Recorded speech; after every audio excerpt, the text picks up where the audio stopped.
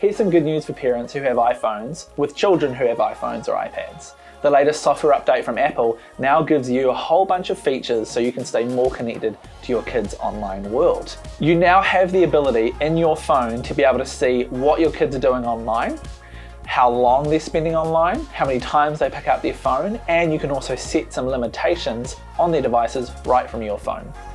In this video, I'm going to walk you through how to set this up for your family and then talk you through some of the features that are now available for you to use. First up, how to set your family up in a function called Screen Time. Pick up your phone and head to Settings. Click on Screen Time, and here you'll see a colourful graphic which reveals how much time you've spent on your device in the last day or week and what apps you've been using.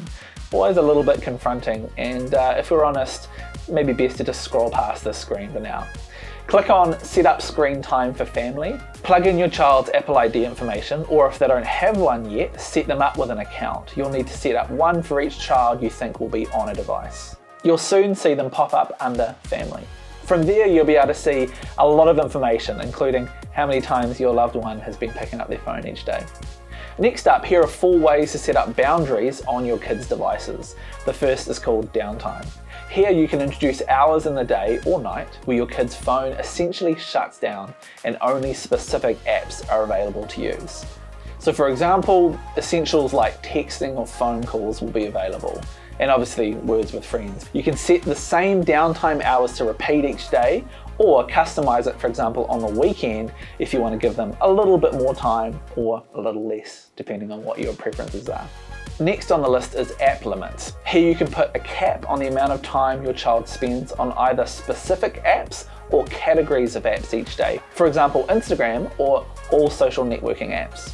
They'll get a little pop-up when they've run out of time with the option to ask you for more time, and then it's up to you to say yes or most likely no. Always allowed is the list of apps your kids can always access, so messages, maps, cameras, etc. These are the apps that they can use even when downtime is on. Last but not least, content and privacy restrictions. This is the big one for blocking inappropriate content like pornography. Click on Content Restrictions, Web Content, and then Limit Adult Websites. Or if they're a little bit younger, you can set up just a specific list of sites that you're happy for them to access. And just like that, your kids are now set up to use their screens safely with a lot of your input. One last thought. These restrictions are a good starting point for younger kids while they're learning to navigate this whole new world. However, many older kids will find clever ways to get around them. We made this video with the support of our friends at SafeSurfer, who have an app which you might also want to consider using because it adds an additional layer of protection to your kids' devices. We'd really recommend it, and you can check it out at safesurfer.co.nz. Hey, I'm Dave from Parenting Place. Technology has become a big concern for parents, and so the video that you just saw is part of a series that we're producing to help parents navigate this new world. And we also happen to be learning a lot about it ourselves in the process. If you have any thoughts, any comments or suggestions for future videos, we'd love to hear from you, so you can message us or just comment below.